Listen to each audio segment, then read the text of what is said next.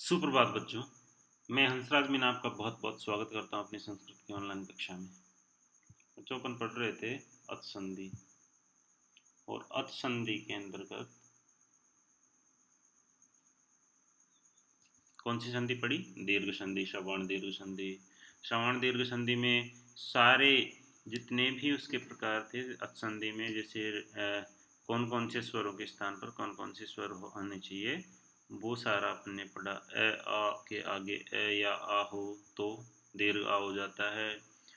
ई या ई के आगे ई या ई हो तो भी दीर्घ ई आदेश हो जाता है।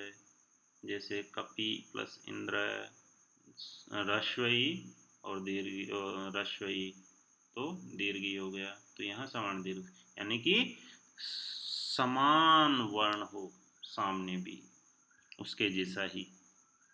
सारे उदाहरण पढ़े अपन ने। आज पढ़ेंगे हम गुण संधि। गुण संधि का सूत्र है अदेंग गुण। क्या है? अदेंग गुण। कहता है कि अत एंग गुण है। अत का मतलब ह्रस्व ए से है।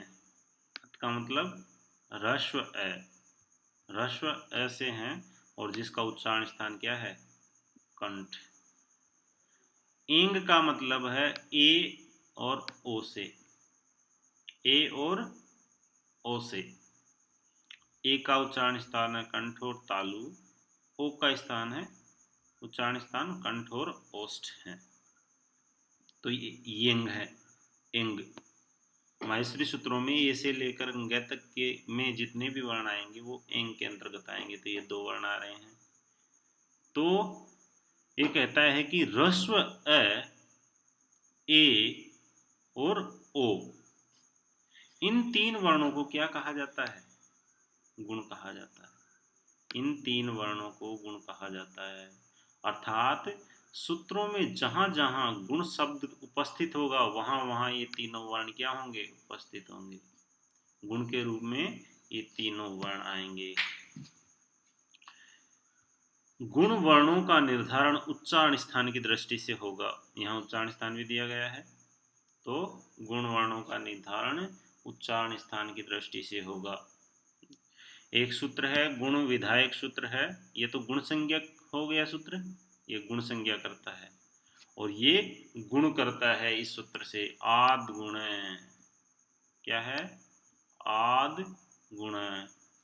अवर्ण छोटा या बड़ा कोई सा भी हो, के आगे इक वर्ण, इक के अंतर्गत कौन कौन से आएंगे? ई, उ, री, लृ, ये चार वर्ण आएंगे। ई से लेकर क तक के वर्ण, तो ये चार वर्ण आएंगे। के होने पर गुण एकादेश हो जाता है। इनके आगे इनमें से कोई एक हो तो क्या होगा? गुण एकादेश होगा।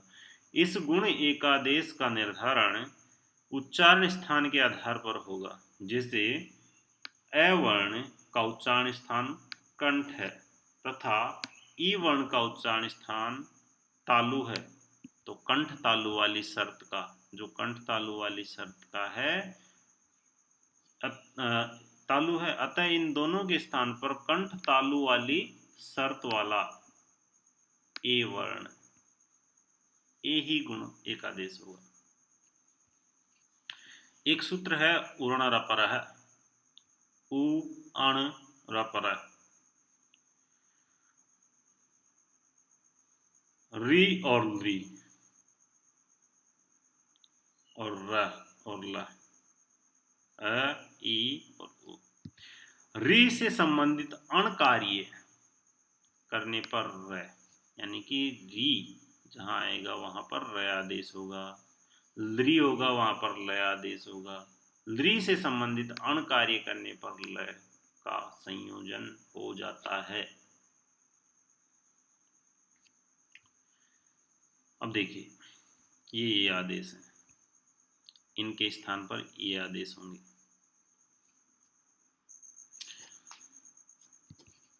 ह्रस्व या आ कोई सा भी आ जाए दोनों में से, और इधर कोई सा भी आ जाए, तो ये आदेश होगा, ए आदेश। ह्रस्व अ या आ प्लस ह्रस्व उ या दीर्घ उ, इन दोनों में से कोई भी आ जाए आगे पीछे तो ये वाला आदेश होगा, ये वाला आदेश होगा। अगर अ या आ के बाद री या री आए तो अर गुण आदेश होगा। ये गुण, ओ गुण, अर गुण। अ या आ के बाद ली वर्ण आए तो अल गुण आदेश होगा। क्लियर? इनके स्थान पर ये आदेश होंगे। अब देखिए अपन यहाँ कुछ उदाहरण देखते हैं। पहला शर्त लेते हैं, ए या आ के बाद ई या ई, तो ये आदेश होगा। ये वाली शर्त ले लेते हैं, यानी ए या आ कंठ उच्चारण स्थान वाले हो गए, ई या ई तालु उच्चारण स्थान हो गए, तो कंठ तालु वाला ए है, ए दे तो कंठ तालु, ये उच्चारण स्थान है। तो दोनों यहाँ पर उच्चारण स्थानों का बहुत ज्यादा महत्वपूर्ण है। महत्व किस प्रकार से है कि दोनों अगर एक ही शर्त वाले हैं तब जाके गुणादेश होगा। जैसे अ या आ का उच्चारण स्थान कंठ है, ई या ई का उच्चारण स्थान क्या है, तालु, तो कंठ तालु वाली शर्त का ए आ गया है। इस प्रकार से जैसे उदाहरण है उपधन इंद्र, यहाँ पर मैं थोड़ा सा एक्सप्लेन कर देता हूँ ये कैसे कैसे हुआ।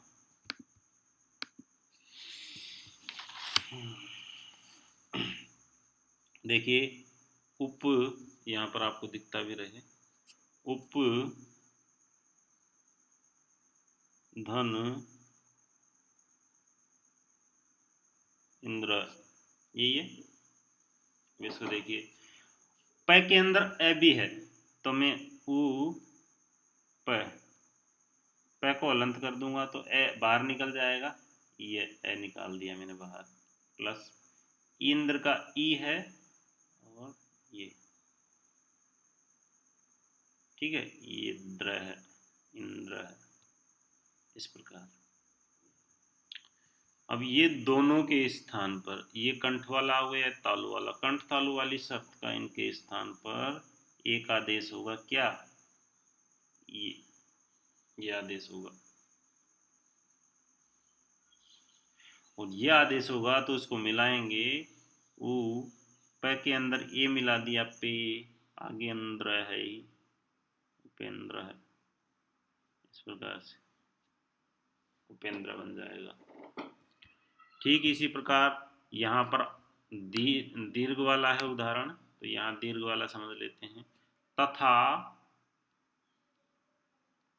धन ईव, सॉरी, तथा प्लस इव, तो तथा का आ निकालेंगे, तथ हलंत हो जाएगा, आ निकाल लिया, प्लस इव, इव का ई है और वह, दोनों के स्थान पर ये आदेश हुआ और हो गया तथैव, ये सही है ना, इस प्रकार से। फिर है लता धन इह लते है, ठीक उसी प्रकार चर्म धन इंद्र, चर्म में ए है, ए और ई के स्थान पर ये हो गया चर्मेदम। इसी प्रकार रमेश का हो जाएगा रमा धन ईश है, यहाँ दीर्घ ई है, यहाँ दीर्घ आ है, दोनों के स्थान पर ये हो गया रमेश है। उसी प्रकार धरा धन ईश्वर है, धरेश्वर है। मम धन ईहा ममेहा, तव धन इच्छा तवेच्छा, हो गया, ये हो गया। अब उसके बाद में नेक्स्ट वाला लेते हैं।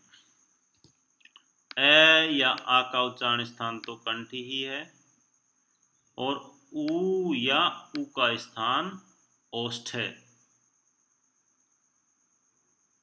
कैसे हैं?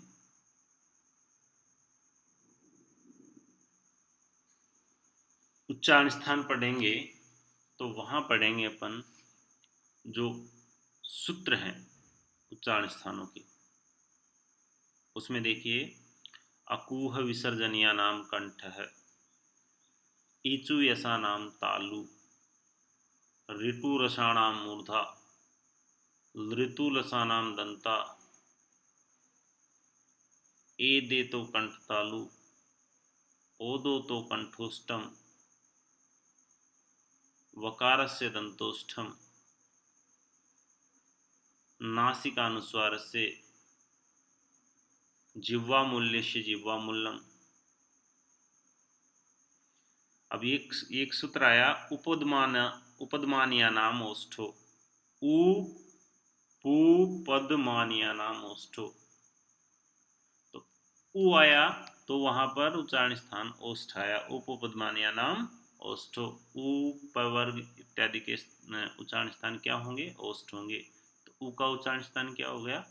ओष्ठ। उपपदमानिया नाम ओष्ठो। तो यहाँ ओष्ठ हो गया। तो कंठ और ओष्ठ वाली शब्द का यह आ गया। ओ दो तो कंठोष्टम वकारस्य दंतोष्ठम। तो ओ का कंठ और ओष्ठ हो गया। ओ दो तो कंठोष्टम। अब है उदाहरण। तव धन उत्साह। अब यहां पर समझ लें एक बार।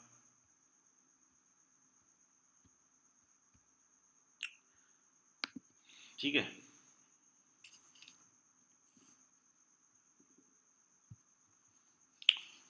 तव प्लस उत्साह। तव प्लस उत्साह, ये विसर्ग है आगे, है ना। तो त व में से मैं ए निकालूंगा तो वह हलंत हो जाएगा। ए प्लस उत्साह का उ सा है। ठीक है। अभी इसके और इसके स्थान पर ओ आदेश हो जाएगा तो बन जाएगा तवोत्साह है। ठीक है। इस प्रकार से तवोत्साह है। यहाँ ई के स्थान पर उ है तो उ के स्थान पर ओष्ठ वाला ओ हो जाएगा तो ये बन जाएगा तवोष्ठ।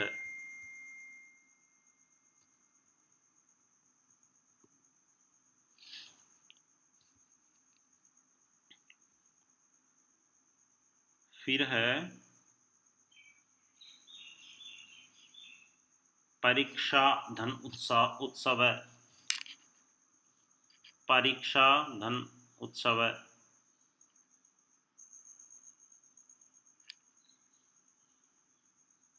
परीक्ष आ उत्सव है।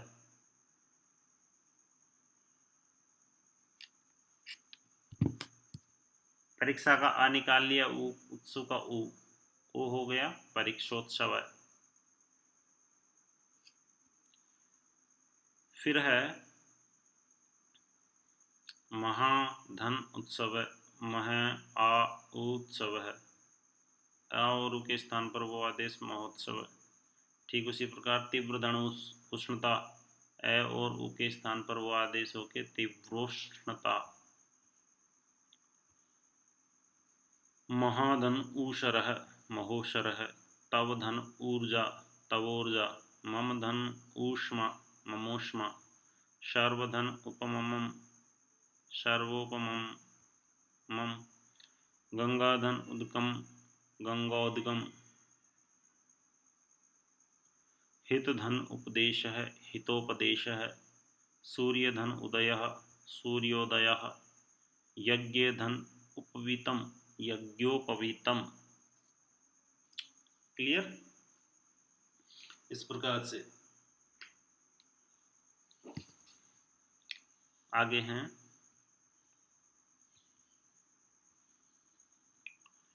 कंठ या का उच्चारण स्थान और री या री का उच्चारण स्थान मूर्धा।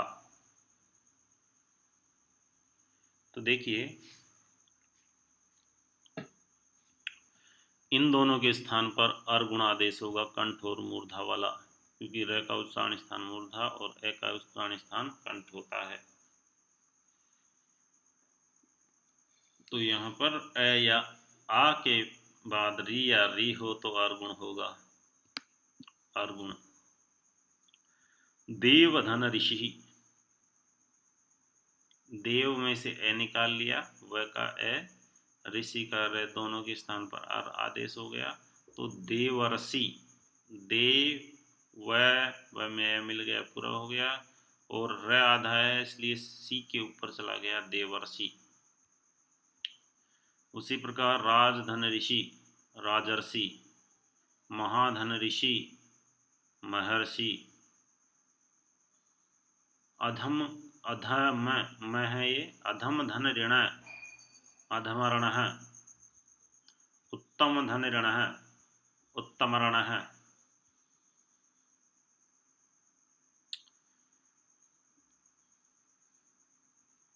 फिर है कृष्ण धन रिद्धि, कृष्ण रिद्धि, वर्षा धन ऋतु, वर्षा ऋतु, वसंत धन ऋतु, वसंत ऋतु, यहाँ पर विसर्ग लग जाएगा। इस प्रकार से उसी प्रकार लृ वाला है, लृ में कंठ और दंत वाला आ जाएगा, क्योंकि ल का उच्चारण स्थान दंत होता है। तव धन लृकार है, तव का व में से ए निकाला और लृ के स्थान पर अलादेश, दोनों के स्थान पर अल गुण आदेश हो गया, तो तवलकार है। मम धल धन लृ वर्ण है, ममल वर्ण है। सदा धन लृ वर्ण है, सदल वर्ण है। इस प्रकार से, ठीक है। तो ये गुण संधि का दूसरा भाग था, कौन सा, ओ सॉरी, अच संधि का दूसरा भाग गुण संधि, ठीक है। इसको अच्छे से आप लिखेंगे भी कॉपी के अंदर, और समझते हुए लिखेंगे। कहीं भी प्रॉब्लम हो मुझसे पूछिएगा। इसी के साथ अपनी क्लास को यहीं समाप्त करते हैं। जय हिंद, वंदे मातरम।